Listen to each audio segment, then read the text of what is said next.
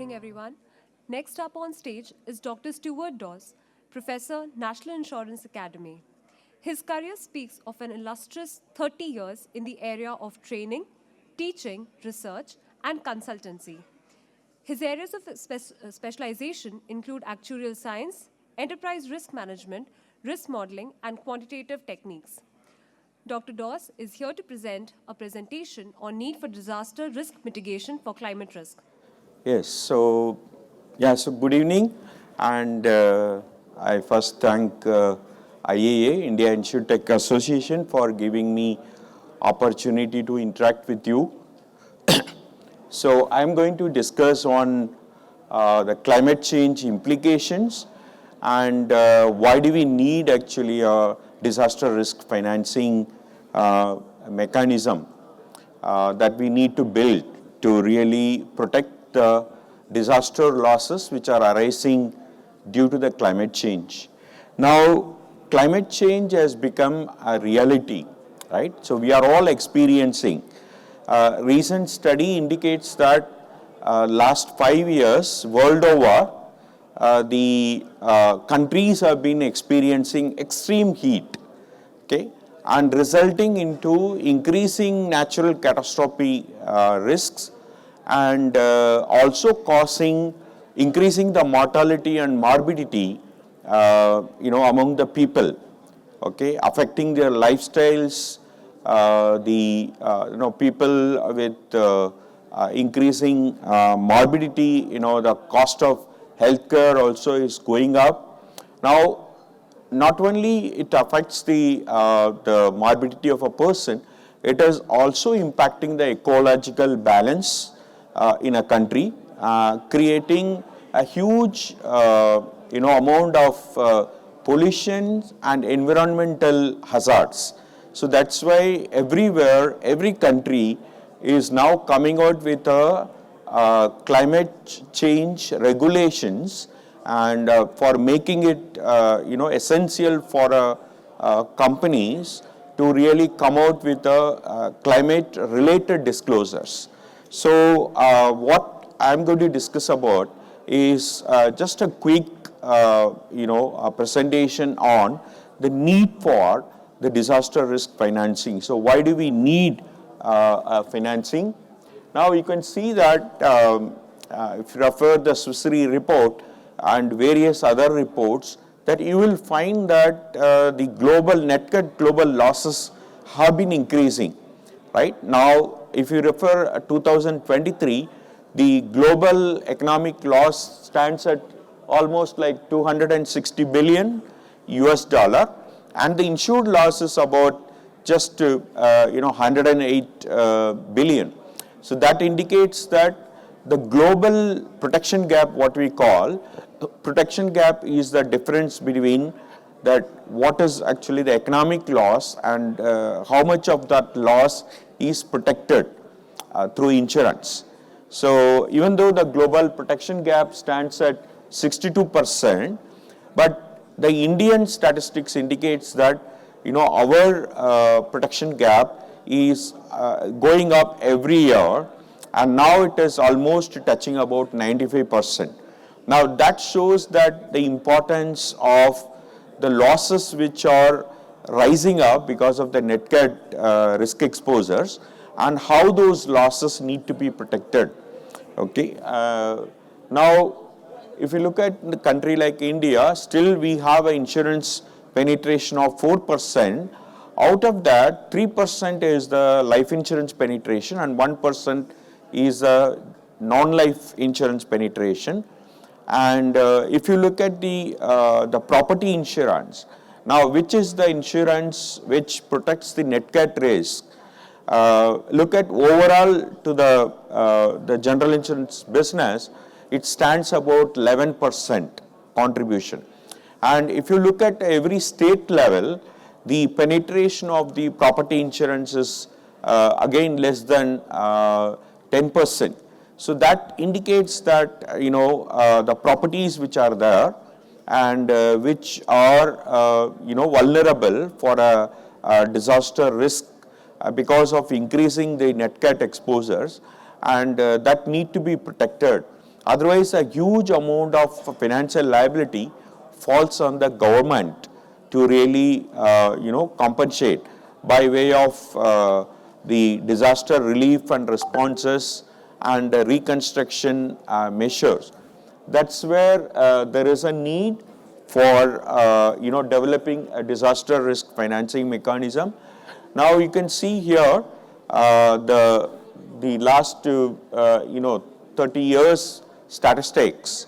What we gather from the SIFSRI report, Sigma report, indicates that the protection gap in India and which is actually rising, which is really growing. So it is really a concern because insurance is one of the risk mitigation measure, and while the people are not really taking the insurance to really protect their net cat risk, so it is really causing a huge liability, financial liability, and which need to be really minimized. So what we can do to really minimize this protection gap? Number one is the penetration, the current, the insurance penetration, and particularly the property insurance penetration need to be enhanced. So at least the government should make property insurance mandatory in all those regions which are prone for disasters. Okay, if you look at in India, almost 8 states out of the total number, how they are all exposed to the disaster risks, and they need to be really protected through these disaster risks. So and what we need to do for that? So we should make the property insurance mandatory in all those disaster prone regions. That is number one. Second, create awareness among the people so that they can volunteer, they can come forward and insuring themselves. Like there are some states which made insurance mandatory. For instance, Maharashtra has made recently all the registered the shops and the small traders need to take insurance for protecting their, the disaster losses. So like that, every business houses and a people and who are living in those disaster prone areas need to be really, covered through an insurance scheme. How do we really make it possible? The best way of doing it through, one is making it compulsory.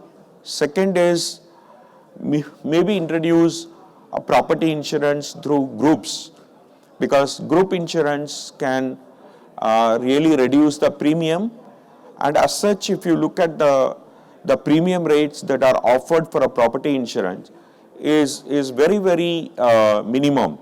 For example, we have a standardized property insurance products that are available in India. If you look at those products, the rate of premium charged for residential houses is a maximum of 31 rupees for 1 lakh sum insured. So 31 rupees is nothing. So that indicates that the premium rates are small, but still people are not coming forward in really taking those insurances.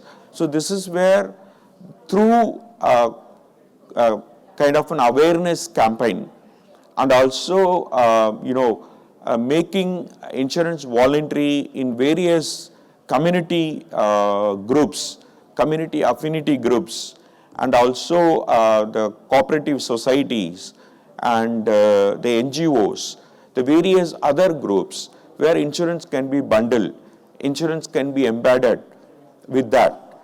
Or if they are really, going for a new construction where insurance can be made mandatory when they are paying a registration towards that construction, that can really increase the property insurance. Second, we need to come out with the innovative products. See, currently we don't have exclusive disaster insurance products in India. What we have is a property insurance. Now, current property insurance covers 15 perils, and the customer may not need all the 15 perils to be protected. So what he wants to protect, so if the region is vulnerable for flood or if the region is vulnerable for cyclone, he wants to protect predominantly the flood or a cyclone insurance. So can we come out with a climate risk insurance? The most of the developed markets which has introduced climate risk insurance, so which is predominantly protecting only the net cat cover. So can such kind of insurance be customized according to the risk profile of the regions, right? So that is what is needed. And then can we also introduce a parametric insurance cover, for the net cat peril? So we have already used a case of Nagaland state, which was the first state to introduce parametric insurance for flood insurance, okay, for a flood risk. So they have been running it successfully for last 3 years now.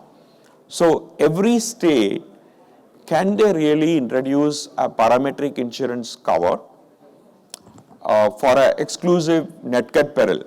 But again, world over, what we are seeing is a single peril parametric cover. But what we need is a multi-peril parametric cover.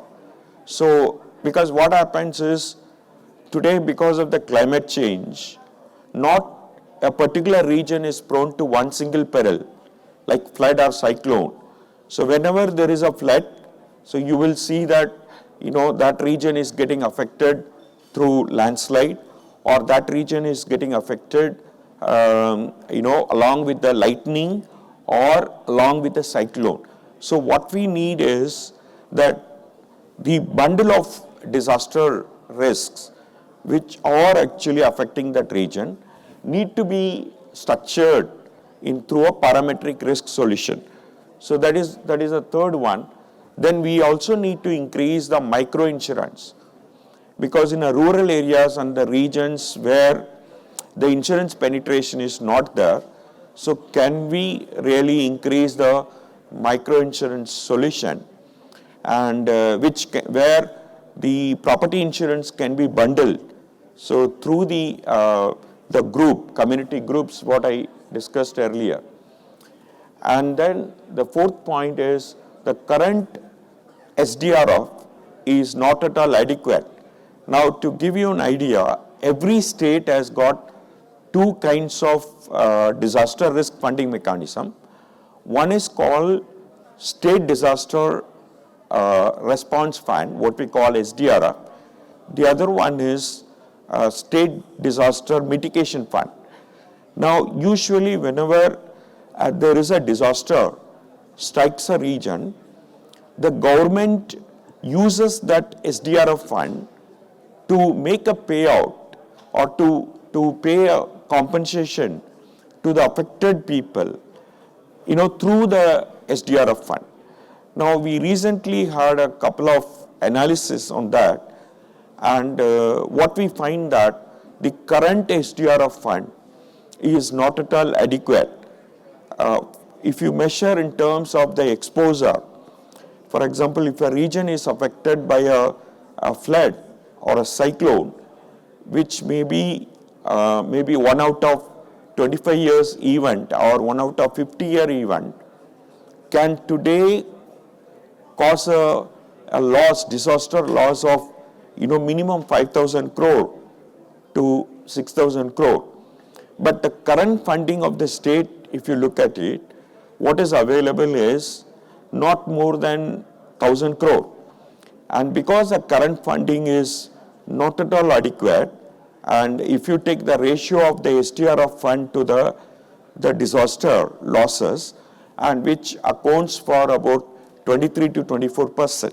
So the remaining 76% of the losses is totally unprotected, and we don't have a financial mechanism to really address that.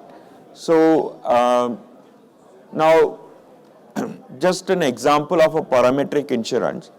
So I talked about the Nagaland state, which was the first state in India to introduce this parametric insurance solution, where they used the rainfall indicators, as a proxy indicators. Now, using the rainfall indicators, they developed flood payouts. Okay. Now you can see here in this chart. Now, if a particular location, now where in a 7 days, if the total cumulative rainfall of the region exceeds say 385 millimeter, then it triggers about 15% of the loss. Now the loss payouts have been determined based on the correlations of the losses with the proxy indicators. Here in this case it is the rainfall, the indices. Now a similar indices can be used to establish the correlation between cyclone or a correlation between any disaster events, whether it is an earthquake or whether it is landslide or whether it is a flood. Now, using these proxy indicators, a payout triggers can be established, and as soon as the payout triggers is breached, then whatever is the pre-agreed payouts, that can be released to the people who are insured in that region. So that way we can ensure that the insurance payouts are done in time, and whatever the money that people need at the time of the disasters, that payout can be ensured timely. Such kind of products are very much in demand, and the state governments are now planning to develop the parametric solutions for making a payout to the common people, particularly people who are living in the disaster prone region. So this is one of the best mechanism available. So these are the different mechanisms that are available. We need to really make use of these mechanisms, and which can help in mitigating the disaster risk in our country. Okay, so thank you. With this, I'll stop now for the presentation. Of course, you can go through the presentations which covers the details about what are the different kinds of disaster risk mechanisms that are available in our country and how we can make use of them. Okay, thank you. Thank you very much.